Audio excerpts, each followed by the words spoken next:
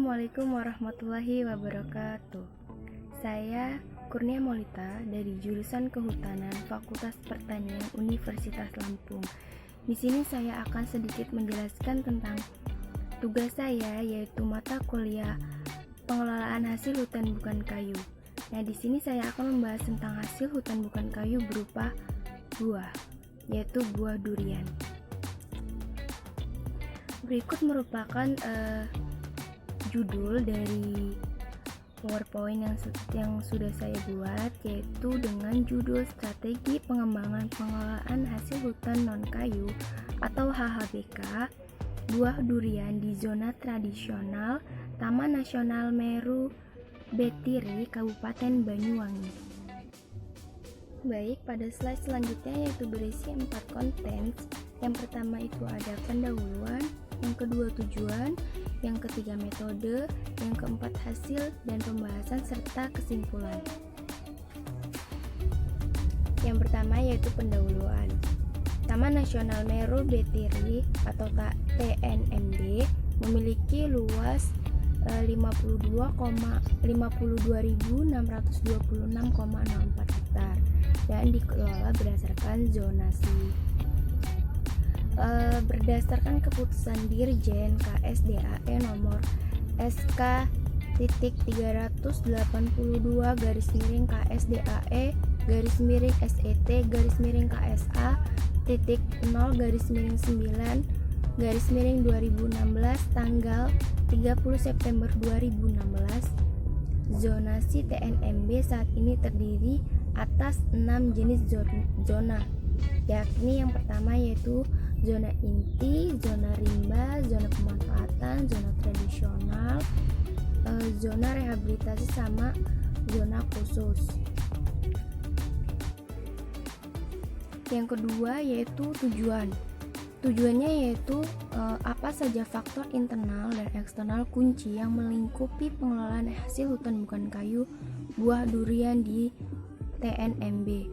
Yang kedua yaitu bagaimana rumusan alternatif strategi yang dipandang efektif dan efisien guna menguatkan secara berkelanjutan pengelolaan hasil hutan bukan kayu di TNMB. Selanjutnya yaitu yang ketiga adalah metode. Metode yang digunakan yaitu metode survei dengan menggunakan kuesioner, yaitu daftar pertanyaan yang struktur yang ditunjuk kepada kelompok pemanfaat hasil hutan bukan kayu dan anggotanya. Data yang telah diperoleh dibedakan menjadi dua, yaitu matriks strategi faktor internal atau IFAS dan matriks faktor strategi eksternal atau EFAS, dan selanjutnya dilakukan analisis evaluasi faktor internal atau matriks EVI dan matriks evaluasi eksternal atau matriks EV menggunakan David tahun 2002. Nah, selanjutnya untuk mengetahui rumus alternatif strategi yang dipandang efektif dan efisien guna menguatkan secara berkelanjutan pengelolaan hasil hutan bukan kayu di TNB, maka dilakukan Grand Strategi Interaksi SWOT menggunakan Susilo tahun 2000. Penelitian ini dilakukan pada zona tradisional TNB, yakni Resort Sumber Pecet, Kecamatan Pesanggaran, Kabupaten Banyuwangi, dan Resort Sukamade, Kecamatan Pesanggaran, Kabupaten Banyuwangi pada tanggal 23 sampai 28 Agustus 2017.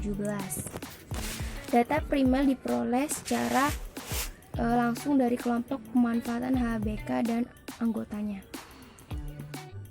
Yang keempat yaitu hasil dan pembahasan serta kesimpulan. Jadi di hasil dan pembahasan yaitu ada faktor internal kunci. Berdasarkan hasil identifikasi faktor internal kunci pengelolaan hasil hutan bukan kayu berupa durian di TNMB didapatkan ada 7 faktor kekuatan internal dan 7 faktor kelemahan. Nah, 7 dari faktor kekuatan internal yaitu yang pertama, potensi buah durian di zona pemanfaatan tradisional 12 blok. Yang kedua, jenis durian sangat bervariasi atau sedikitnya terdapat 5 jenis. Yang ketiga yaitu TNMB, bagian dari cagar biosfer Belambangan. Yang keempat yaitu pemanfaatan durian yang turun-temurun. Yang kelima yaitu tingginya permintaan atau konsumsi durian. Keenam, cita rasa khas durian hutan. Dan yang ketujuh, kearifan lokal masyarakat pemanfaat durian di TNMB. Berdasarkan perhitungan total nilai yang dibobot pada matriks IV, dapat diketahui bahwa secara umum kondisi pengelolaan hasil hutan bukan kayu di zona tradisional TNB berada dalam posisi kuat secara internal.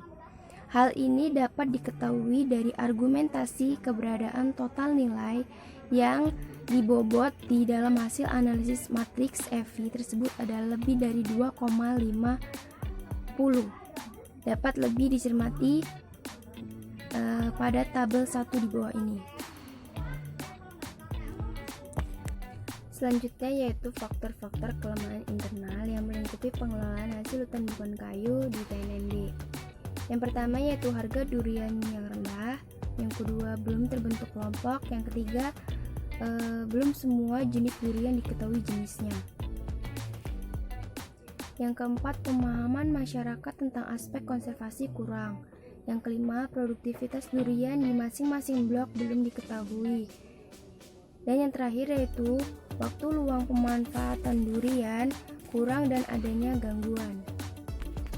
Selanjutnya yaitu B, faktor eksternal kunci.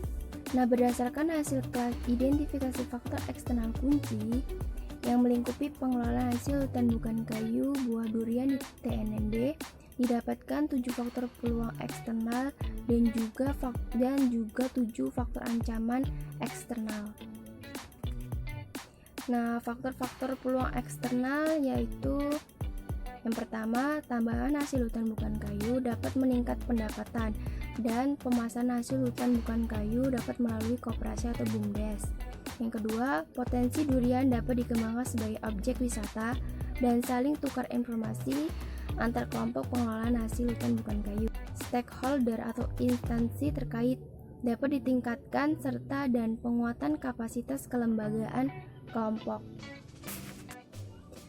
Berikut merupakan hasil tabel 2 yaitu matriks evaluasi faktor internal atau matriks EFE.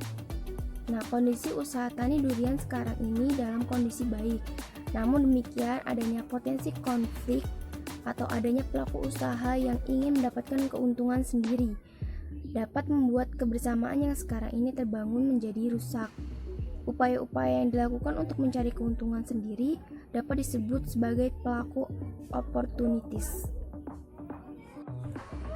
Kemudian yaitu faktor-faktor ancaman eksternal yang melingkupi pengelolaan hasil hutan bukan kayu buah durian. Yang pertama yaitu pemasaran durian didominasi tengkulak. Kapasitas sumber daya manusia pengelola hasil hutan bukan kayu masih rendah. Yang kedua, aspek permodalan kurang. Pendampingan belum dilakukan dan belum ada nilai tambah dari buah durian. Yang ketiga yaitu harga durian turun saat musim panen bersamaan serta dan peran stakeholder belum ada. Grand strategi berdasarkan hasil analisis grand strategi interaksi SWOT, alternatif strategi yang dapat dipandang efektif dan efisien guna menguatkan secara berkelanjutan tingkat pengelolaan hasil hutan bukan kayu buah durian di TNMB adalah strategi SO, yaitu strategi dengan menggunakan kekuatan internal yang dimiliki untuk dimanfaatkan meraih peluang eksternal yang ada, atau juga sering disebut dengan strategi agresif. Terakhir yaitu kesimpulan. Adapun kesimpulan dari argumentasi tersebut antara lain sebagai berikut, yaitu dapat diidentifikasi ada 7 faktor kekuatan internal, 7 faktor kelemahan internal, 7 faktor peluang eksternal, dan 7 faktor ancaman eksternal yang melingkupi pengelolaan hasil hutan bukan kayu di zona tradisional TNMB. Yang kedua yaitu alternatif Strategi yang dapat dipandang efektif dan efisien guna mengembangkan secara berkelanjutan atau sustainable pengelolaan hasil hutan bukan kayu buah durian di TNMB adalah dengan strategi SO. Demikian penjelasan hasil dari PowerPoint yang sudah saya buat. Apabila ada kesalahan saya mohon maaf. Wassalamualaikum warahmatullahi wabarakatuh.